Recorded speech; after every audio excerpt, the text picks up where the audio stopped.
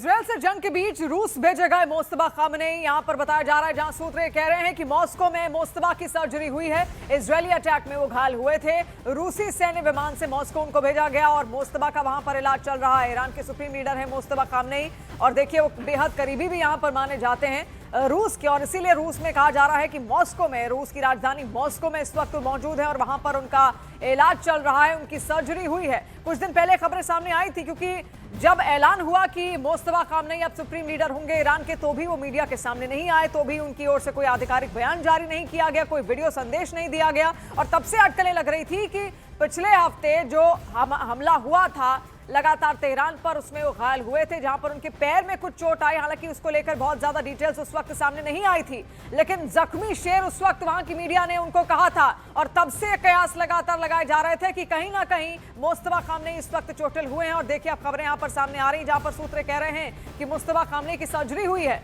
और सर्जरी उनकी मॉस्को में हुई है। चुपचाप उनको मॉस्को ले जाया गया और मॉस्को में उनका इलाज उस वक्त चल रहा है। और मॉस्को में हो सकता है उनके घुटने की कोई सर्जरी हुई हो या जहां चोट लगी हो, उसको लेकर कोई ज्यादा डिटेल्स इस वक्त मीडिया के सामने भी नहीं है और न ही ईरानी मीडिया के सामने यहां पर रखी। ईरानी मीडिया ने कोई डिटेल्स यहां पर रखी। हालांकि बार बार जिस तरीके से उनको घायल जख्मी शेर कहा जा रहा था, उससे ये साफ अंदेशा लग रहा था कि उनको चोट आई है, लेकिन कैसे आई, फिलहाल उनकी स्थिति कैसी है, इसको लेकर भी कोई जानकारी नहीं है। लेकिन देखिए फिलहाल जो खबर सामने आ रही है वो यही है कि रूस में इस वक्त मोस्तबा खामनेई मौजूद है, इलाज उनका चल रहा है, उनकी सर्जरी वहां पर हुई है और ऐसे में वहीं पर अस्पताल में वो इस वक्त सेफ जोन में रखे गए हैं, सुरक्षित रखे गए हैं। और लगातार देखिए सुप्रीम लीडर सब कुछ होता है ईरान के लिए और इसलिए उनको सुरक्षित रखना बहुत ज्यादा जरूरी है, क्योंकि IRGC उन्हीं की कमांड मानती है। इसके अलावा वहां के जो चीफ जस्टिस होते हैं वहां की कोर्ट की, उनकी नियुक्ति भी केवल और केवल सुप्रीम लीडर कर सकता है। और इसीलिए मोस्तबा खामनेई का जिंदा रहना बेहद ज्यादा जरूरी है, ताकि अमेरिका और इजराइल को एक संदेश ईरान दे सके। और इसीलिए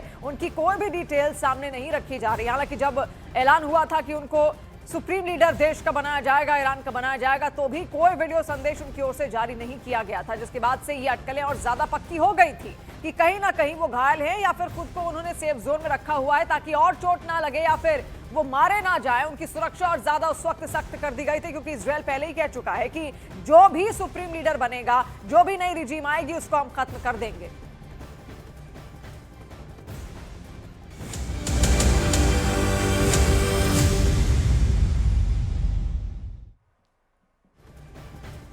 और देखिए ईरान युद्ध अमेरिका और इजराइल पर बहुत ज्यादा भारी पड़ने लगा है, जहां पर अमेरिका की खुफिया एजेंसी CIA और DIA ने दावा किया है कि ईरान में भारी तबाही मचाने के बावजूद ईरान के पास भरपूर संख्या में मिसाइलों का जखीरा अभी भी बचा हुआ है। इन एजेंसियों का यहां तक दावा है कि ईरान से खामनेई शासन का अंत नहीं हो पाएगा। ऐसे में सवाल उठता है कि ट्रंप कैसे दावा कर रहे हैं कि ईरान सरेंडर करने वाला है, जबकि ईरान दावा कर रहा है कि जब तक अमेरिका और इजराइल को खदेड़ नहीं देंगे तब तक लंबी जंग लड़ते रहेंगे।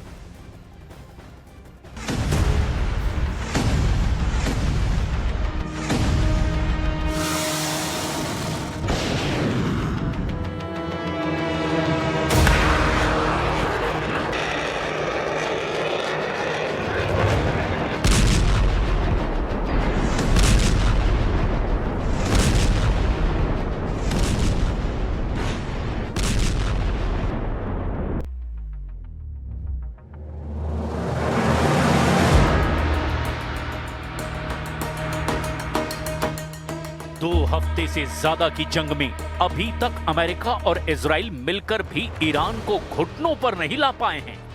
आप अमेरिका के राष्ट्रपति ट्रंप और प्रधानमंत्री नेतन्याहू के खौफ का इसी से अंदाजा लगा सकते हैं कि अमेरिका के राष्ट्रपति ट्रंप ने अभी से ही ईरान पर जीत का ऐलान कर दिया है, जबकि अभी तक ईरान के पास मौजूद 11 परमाणु बम बनाने लायक 460 किलो संवर्धित यूरेनियम अभी तक अमेरिका और इजराइल हासिल नहीं कर पाए हैं। इसके अलावा अभी तक ईरान से खामनेई शासन का अंत भी नहीं हुआ है। अभी तक ईरान के बैलिस्टिक मिसाइलों और फैक्ट्रियों का सफाया नहीं हो पाया है, लेकिन उसके बावजूद अमेरिका ईरान पर अपनी जीत का ऐलान कर रहा है। हैरानी की बात तो ये है कि राष्ट्रपति ट्रंप के ठीक उलट इजरायली प्रधानमंत्री नेतन्याहू ईरान पर जीत का दावा या ऐलान नहीं कर रहे हैं, बल्कि नेतन्याहू ने सीधे धमकी दी है कि हम हर हाल में ईरान के सुप्रीम लीडर मुस्तबा खामनेई को मार देंगे। नेतन्याहू ने तो यहां तक कह दिया कि हम अभी लंबी जंग करेंगे।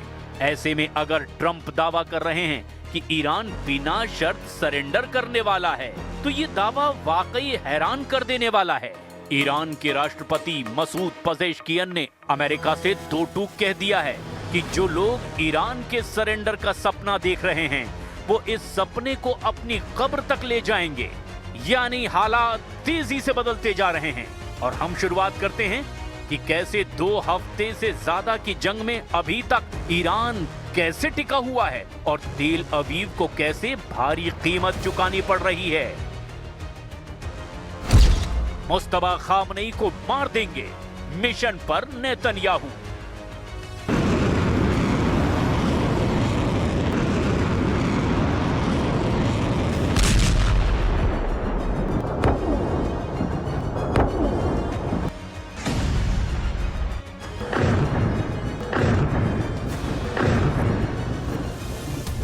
मुस्तफा खामनेई को नहीं छोड़ूंगा।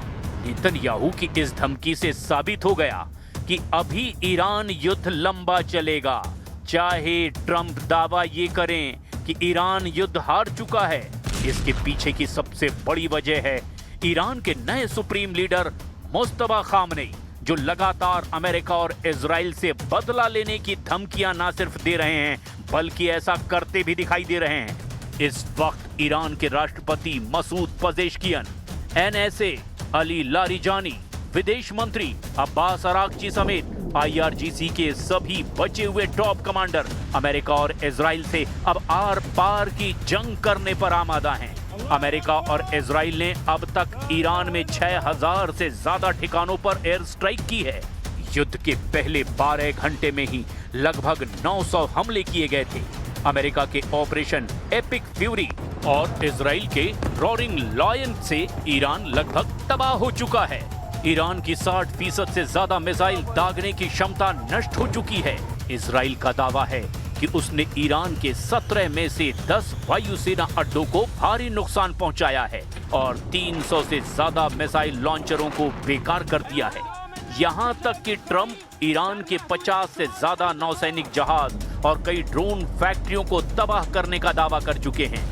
लेकिन इतना भीषण नुकसान झेलने के बावजूद ईरान जमकर पलटवार कर रहा है और यही वजह है कि ट्रंप के ठीक उलट नेतन्याहू ईरान की पूरी लीडरशिप को खत्म कर देना चाहते हैं, जिसमें अब सबसे पहला नंबर मुस्तफा खामनेई का है।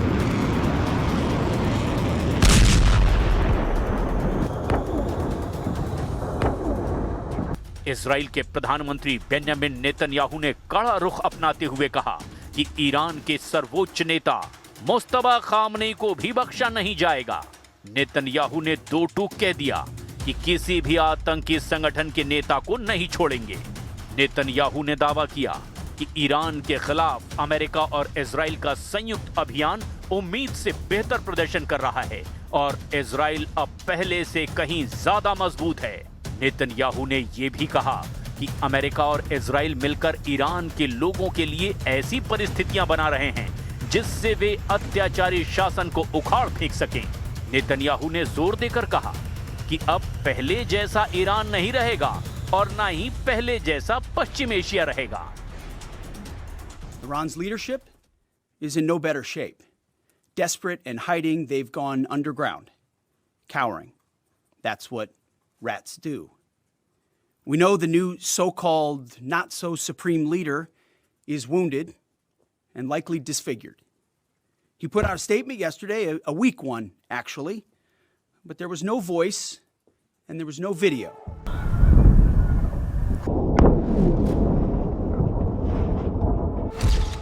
ट्रंप बोले सरेंडर करो, ईरान बोला कब्र तैयार है। राष्ट्रपति ट्रंप के बदलते बयान और बौखलाहट साफ साबित कर रहे हैं कि ईरान युद्ध में अमेरिका बुरी तरह से फंस चुका है। उसको जरा भी अंदाजा नहीं था कि ईरान इतना जबरदस्त पलटवार करेगा। हालांकि ईरान के सुप्रीम लीडर मुस्तफा खामनेई का अभी तक वीडियो सामने नहीं आया है, लेकिन मुस्तफा के नाम से जो संदेश आ रहे हैं उससे साबित हो रहा है कि वो युद्ध में पूरी तरह से उतर चुके हैं। हालांकि कुछ रिपोर्ट में दावा किया गया कि मुस्तबा खामनेई बुरी तरह से घायल हैं और आईसीयू में भर्ती हैं, लेकिन इसके बावजूद ईरान के ड्रोन हमलों ने Saudi Arab, UAE, Bahrain, Iraq, Oman, Qatar, Kuwait और जॉर्डन समेत अमेरिका के 27 में से 17 अड्डों पर भीषण हमले किए हैं। यहां तक कि ईरान की 60% मिसाइल क्षमता नष्ट होने के बावजूद ईरान की बैलिस्टिक और हाइपरसोनिक मिसाइलों ने अमेरिका के और इजराइल के अड्डों के चीथड़े उड़ाकर रख दिए हैं। युद्ध के पहले 14 दिनों में अमेरिका के रिफ्यूलिंग विमान समेत कम से कम 6 लड़ाकू विमान तबाह हो चुके हैं, जिसमें 5 फाइटर जेट और एक KC-135 स्ट्रेटो टैंकर यानी कि तेल वाहक विमान तबाह हुआ है, जिसमें 6 क्रू मेंबर्स में से 4 की मौत की पुष्टि हो चुकी है। We are doing right now is just defending our dignity, our sovereignty against this unlawful, brutal attack. I think those who are used to just call both sides on an equal footing and do not distinguish between the victim and the aggressors should really take a responsible position. They have to call a spade a spade. They have to address. अब तक के आंकड़ों के मुताबिक Iran 1000 से ज्यादा ballistic मिसाइलें दाग चुका है। शुरुआत में ईरान के पास करीब 2500 से 3000 मिसाइलों का भंडार था,